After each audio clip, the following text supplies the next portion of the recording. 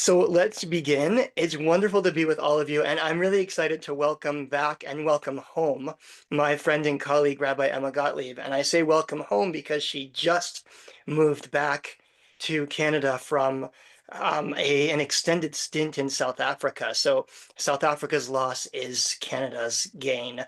And Rabbi Emma is at this moment the newly minted rabbi of Congregation Shalom in Barrie, Ontario, which also makes her my successor because I served Shalom for the last year and a half. So I'm excited to welcome her and to welcome her back because she's taught Tikva before and to study with her. I'm going to share my screen. We're going to say the blessing for study, and then I'll just turn things right over to Rabbi Emma. So you can unmute if you'd like, and let's say this blessing together. Baruch atah Adonai, Eloheinu melech haolam, asher kidshanu b'mitzvotav, v'tzivanu la'asok b'divrei Torah, which means blessed is the eternal source of the universe, whose commandments, whose mitzvot make us holy, and who commands us to immerse, to engage in words of Torah. Rabbi Emma Gottlieb, please. Hello, everyone. It's great to be here, and really special to see folks from all of the different places that I call home. So welcome, welcome. We're going to jump right in because it's a quick amount of time, and I know how fast it goes. So I wanted to share with you some a teaching by way of Martin Buber, but really it comes from the Hasidic teachings that I came across pretty recently and found tremendously comforting, and it felt perfect for this this space where we discuss texts relating to hope. So all of these texts come from a relatively new book called The Way of Humanity, according to Hasidic teaching, which is not new in that it was written by Martin Buber quite a while ago, but new in that it's a new translation and really quite a good one. So first of all, I recommend the book to anyone who is looking for a good read. And also if you enjoy the text today, you might enjoy the rest of the book. So we're going to jump right in. I'm going to read the Hasidic tale that we're going to start with. And then there are a bunch of different quotes from Buber as he's teaching on this text. And I'll just call on people to read them. And if you want to read when we get to that, you can unmute yourself, and then I'll just call on people who are unmuted as we go. And if you don't want to read, you can stay muted, and that'll help me know who wants to read. But we're not there yet, so don't worry about it. We're going to start with the Hasidic tale. So Rabbi Be'er of Radoshitz inquired of his teacher, the seer of Lublin, "Show me the customary way to the service of God." The tzaddik answered, "There is no such thing as telling a person which way to go. God may be served by way of study, or by way of prayer, or by way of fasting, or by way of eating. Every person should pay heed to the way to which their heart is drawn, that they may devote all their strength to follow that chosen way." So I wanted to start just hearing your reactions to this text before we turn to Buber's explanation. We'll just take a few minutes to just have our own reactions to this text. And I know that this is a group where people love to share. So if you have an initial reaction to this text, please, you can unmute or put up your hand. And we'll take a few first reactions. What do you think this text is saying? What do you think it's inviting us to contemplate?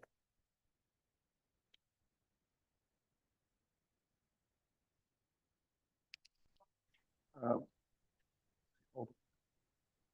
Hi, Alfred. Go ahead. Hi, I think it's a way of asking us to connect our genuine feelings about what must be done with a way that emerges uh, naturally as a impulse to address it.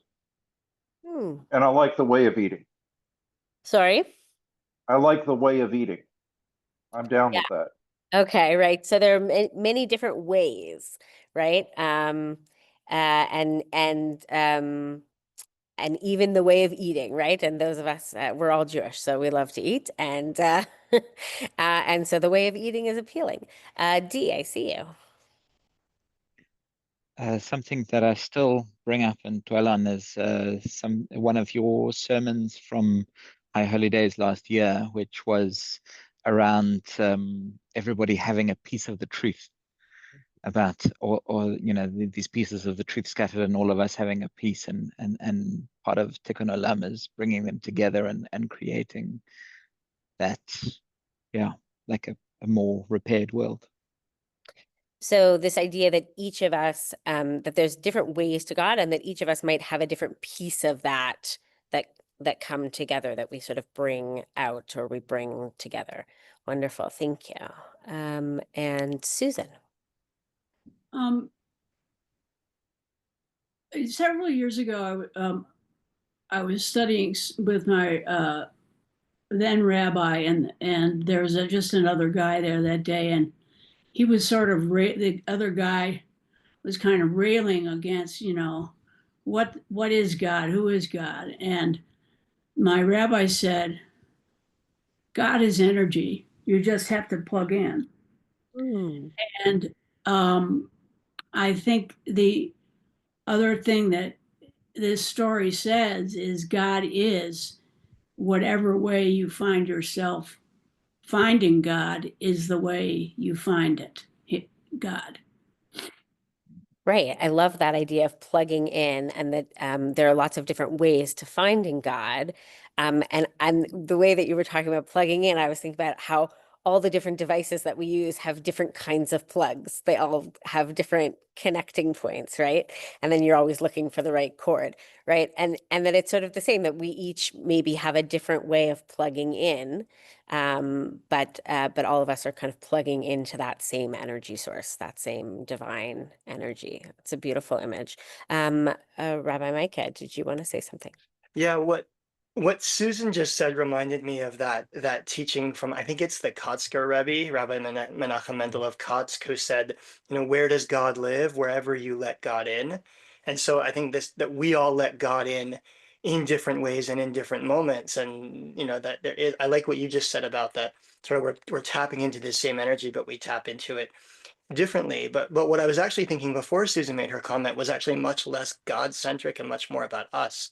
It's about the idea of calling, that I think people are called to do and to be certain things in the world. We all have we use the language of God-given talents, like things we are just born good at. And then there's other things that we practice and get better at, but we have these proclivities that define us, and that I think help us be our best in the world, and that we are all different. That is some of the uniqueness of human beings. Yeah, absolutely right. That we're called, and we often think about, when we use the language of calling, we often think about like a religious calling, or a calling to serve as clergy or something like that. But actually, each of us might be called to serve God in the world in different ways, and in ways that maybe even are less obvious, and more unique or individualized. Amy. Hearing everything Micah was just saying, very much led me to start thinking about my job that I had for a decade prior to being fired, since I'm as out as God's street children are. God freaking help me. But yeah, right. I always talked about being an EA as my vocation, because it was such a natural strength of mine, and I was 100% drawn to it. And I remember kind of thinking, do I have any right to use that word at all, given I'm not Christian at large, let alone Catholic? Then again, I guess I could think about it as a kind of mitzvah I had for as long as possible. I love that idea, that when we use our natural talents and our skill sets to serve in the world in different ways, that we see that as a mitzvah, and that we name it as a mitzvah. That's a really beautiful way of thinking about it. I just want to read a few of the comments that have come through. So Jennifer said, maybe it's God's way of drawing us near, using our own interests and paths to find our way. And Bruce said he finds the tale liberating. There's no one way to God, and no one can tell another person which way to go. You need to find God on your own path. So those are some great comments there too. I want to move us now to some of the responses from Buber. So Buber now devotes a whole chapter to this text. We're not going to look at the whole chapter. We're just going to look at a few pieces of it. And so this is the time, if you want to read, that I'll ask you to unmute yourself so that I can call on folks who are unmuted to read. We're just going to sort of read a little. Some of these are like a few lines of text and some of them are a little bit longer. We'll just read each one and then we'll pause for responses and see if Buber helps us to sort of deepen our reactions to this text or draws anything else out from us. So Susan, I see you're unmuted. If you'd like to read this first text where it says our deeds.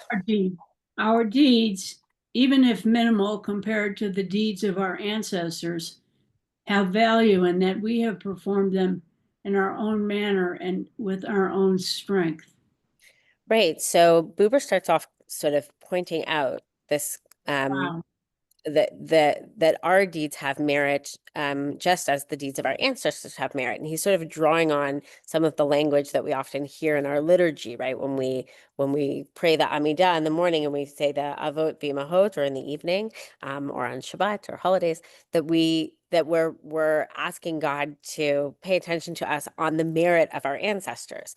But Buber is saying here, it's not only the merit of our ancestors, it's also our own merit has value. Our deeds have value too. Does anyone want to respond to this before we go on? We don't have to respond to each one, but if you want to, you can. Otherwise, I'm going to scroll to the next and ask Dee to read it. Every individual in Israel is obligated to know and to contemplate that their nature is unique in the world and that none other in the world has ever been identical to them. Had there been someone exactly like them before, there would have been no need for their existence. This is one of my favorite pieces, and some of you may have heard it quoted in different places. It's one of sort of Buber's more popular ideas and texts. This idea that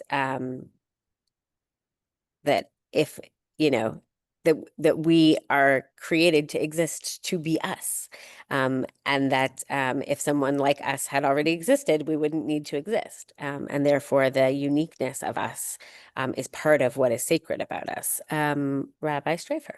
Yeah, I love this passage also. I started using it at baby namings a bunch of years ago because, of course, it's about the uniqueness of each person.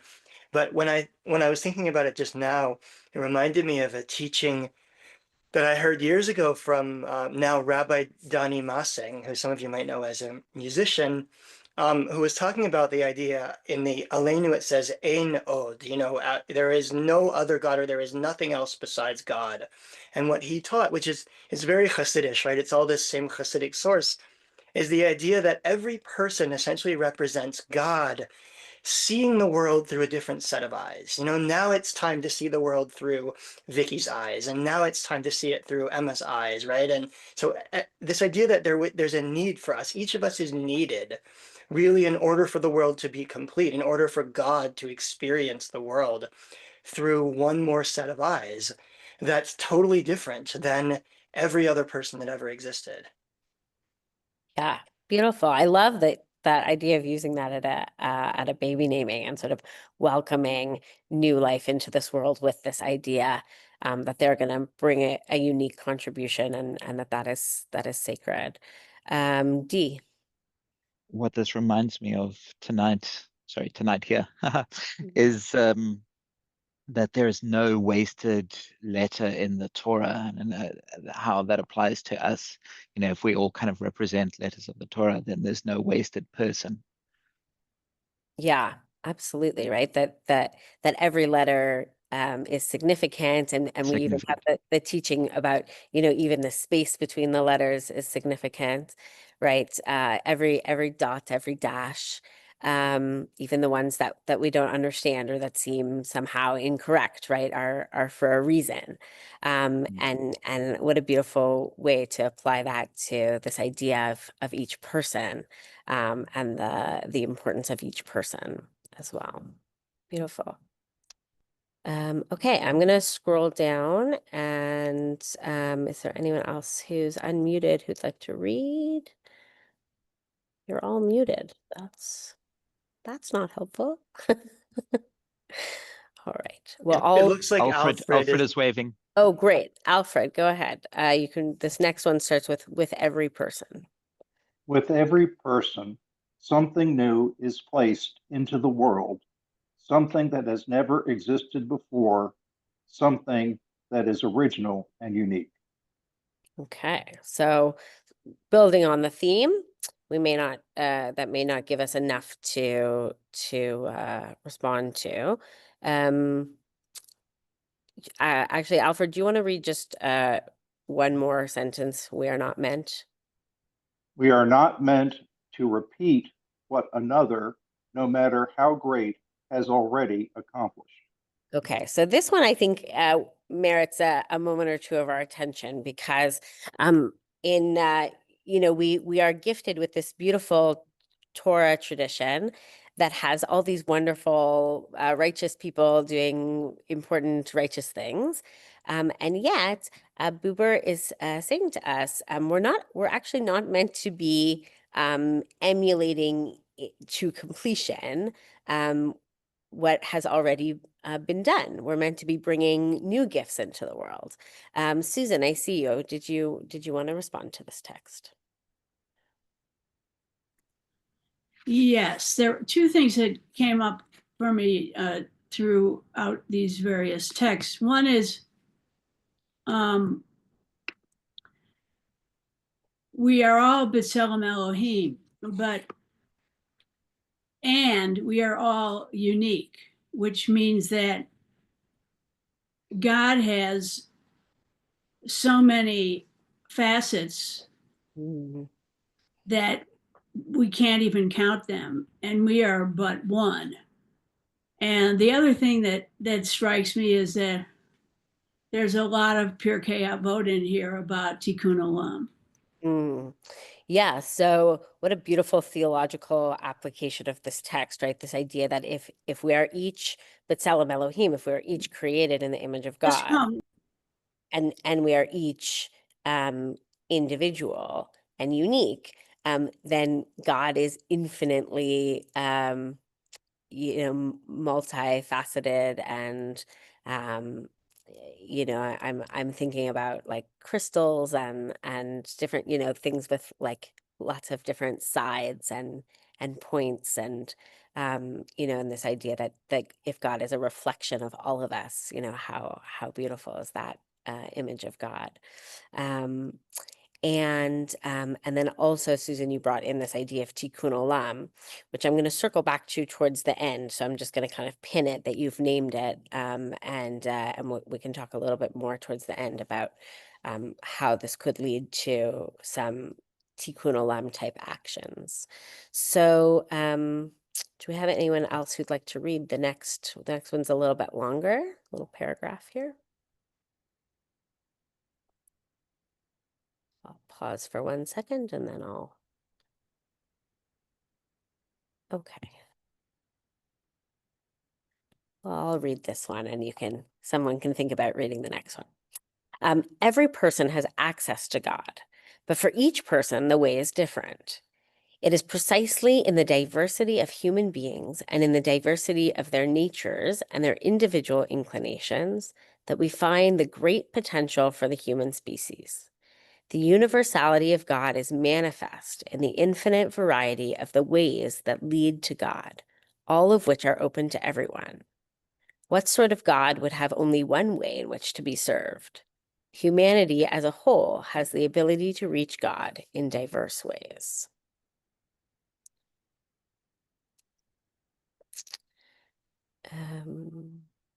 Okay, so I'll pause for reactions. I'm also just checking to see what's been going on in some interesting conversations happening in the chat. Lauren, go ahead. I mean, the focus on the individual responsibility here is critically important. But I think there's also another side to the equation, which is community. And I think that frequently what we learn and we discuss and we're taught is that the individual is a instrument for change. But I think that with so many individual outlooks in our societies from different points of view, that we have to learn to work together. And so I don't know how far this goes to that. I don't know what Buber's understanding of community is, but I do think that's an important thing to consider when we're Absolutely. discussing this. Absolutely. Well, Buber certainly spends a tremendous amount of time teaching about relationship and the sacredness of relationship. And so I think he would like where you're taking this text. And I think also that a lot of people would say that one of the ways that they access God is through community. So when we talk about the multiplicity of ways that we find God or that we reach God, community is one of those ways. And part of what Buber is saying here also is, you know, when we're thinking about our unique contributions, we're not contributing to the world in a vacuum. We're contributing to the communities that we're a part of. And for some people, that might be a religious community, it might be an educational community, it might be a family, it might be a social community, it might be a workplace community, right? But once we are actively bringing forth something of ourselves and contributing it, that puts us in relationship, it puts us in community. And so I think you're right that it isn't really possible to separate this out from a conversation about community, and that is a really important piece of it, even if it's not an explicit part of what Buber is saying here. And Mark, I see you as well. Yeah, I want to kind of echo what was just said, that I feel like in my life I have overemphasized my uniqueness or my selfishness or my it has that other side of it. I can remember being in a class and making a point that I thought was very smart, and then having the teacher say, you're arguing Nachmanides' point of view.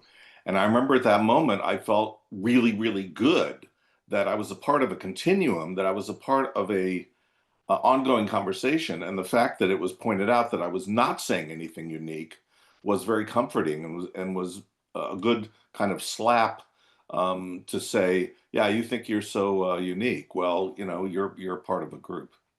Absolutely. I think that's a really important point in this discussion also, because these texts could lead us to overemphasize the importance of the individual, and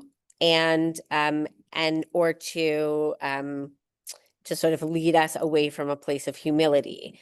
And I think part of what I hear you saying is that in the one hand, we can hold the beauty of our individual contributions, and in the other hand, we have to remember that we are also just one of many, and that some of the things that we're bringing into the world may be echoes of things that have come into the world before, and it reminds me of that beautiful teaching where the rabbi has the two pieces of paper in their pocket, and one says, "For me, the world was created," and the other one says, "I am but dust and ashes." And I think I hear a little bit of that in what you're saying, which I think is really beautiful. I'm going to take one or two more comments, and then I'm going to start to wrap us up. So, Dee, I see you. Just to comment that this is the first text that I have had a problem with, because infinite variety of ways that lead to God, all of which are open to everyone. I don't know that that's true, that all of the ways are open to everyone. I think that we're also blessed with different abilities, right, and different capacities, and that's also part of our uniqueness. Yeah, so it may be that like just like all those power cords, right? Some of them don't fit in other places, right? So, so it may be that there are infinite varieties of ways, but that not all of them are accessible to everyone. And that's part of what is so special and important about the variety and the diversity of ways that are available. I think also there's a bit of context if we read deeper into Buber, the part of what he talks about in some of his other writings in this book is the intention that we bring. And I think it's possible that part of what he's saying here is with intention, anyone can access God through one of these ways. Maybe not through all of these ways, but through at least one of these ways. I don't think he's trying to say that every way is open to everyone, but it does read that way a little bit in the way that it comes across. And I think that I would agree with you that doesn't feel quite right. Erin and Jan, welcome to Toronto from Ottawa. We happen to be in Toronto at this moment. I just also, the comments about community and relationship, I just wanted to remind myself of the other Buber concepts, ideas, the I thou, that we bring our uniqueness. We bring out the uniqueness in each other by holding the world as an I thou world as opposed to an I it world. So to me in Buber's work, that is implicit. The relationship, and you've made those points already, Rabbi, but I just wanted to remind ourselves that this is one slice of Buber here. Yeah, absolutely. It's part of a much bigger theological approach. And he's in this part of what's fascinating about this book is that he's bridging his theological approach and Hasidic tradition, which is older than his time. And he also brings in a lot of sort of psychology and things that are new in his time. It's a really fascinating read. I want to move us back to what Susan was saying about Tikkun Olam as a way for us to close this out. And I know that we've got 1 minute to go, so I hope you can stay for maybe one extra minute. There's a lot of, this series through Lasok is about tikva, about hope. And there's a lot of folks who are feeling hopeless about the state of the world right now. Whether it's how that's impacting Jews specifically, or politics, or climate, or what have you. And part of what is so beautiful and I find reassuring about this text is that when we are feeling hopeless and we are saying, what can we do? What can I do? I'm one person and the whole world is falling apart. That this text actually says, no, you are part of the solution. Each of us has a unique role to play in Tikkun Olam, in repairing the world, in taking all of the broken bits and making it whole. And that just by being ourselves, with our authenticity and our unique contributions and leaning into the best of what we have to offer, we can make the world a better place. And that is deeply empowering, I find, at a time where we might otherwise feel that the world is disempowering us. And so I want to sort of offer that as a closing thought and perhaps an invitation for each person here to think about what is the way that you are uniquely contributing to the repair of the world, and give yourself some love for that. Pat yourself on the back. You're doing your part, and it matters. So thank you so much for being here. there are a few texts we didn't get to, so I'll pop the link to this study text in the comments, and Rabbi Streifer can share it as well for anyone who wants to read the last few quotes. But we made it through a good chunk of it, and it was wonderful to see you and to learn with you. So thank you all for being here.